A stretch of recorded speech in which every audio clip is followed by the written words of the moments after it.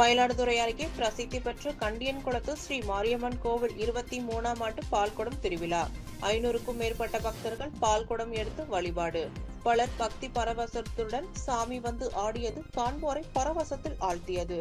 மயிலாடுதுறை மாவட்டம் செம்பனார் கோவிலில் பிரசித்தி பெற்ற கண்டியம்மன் குளத்து ஸ்ரீ மாரியம்மன் கோவில் உள்ளது.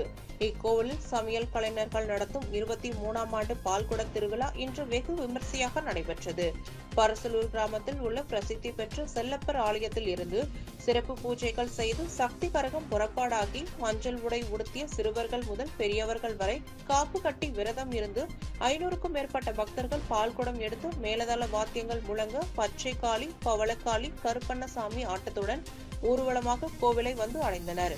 வழிநெடுகிலும் பொதுமக்கள் தீபாராதனை காட்டி வழிபாடு செய்தனர். பலர் பக்தி பரவசத்துடன் சாமி வந்து ஆடியது காண்போரை பரவசத்தில் ஆழ்த்தியது. இதில் சுற்று வட்டார பகுதிகளை சேர்ந்த ஆயிரக்கணக்கான பக்தர்கள் கலந்து கொண்டு சாமி தரிசனம் செய்தனர். தொடர்ந்து சமையல் கலைஞர்கள் சார்பில் பக்தர்களுக்கு கஞ்சி வார்த்தலும் அன்னதானமும் வழங்கப்பட்டது.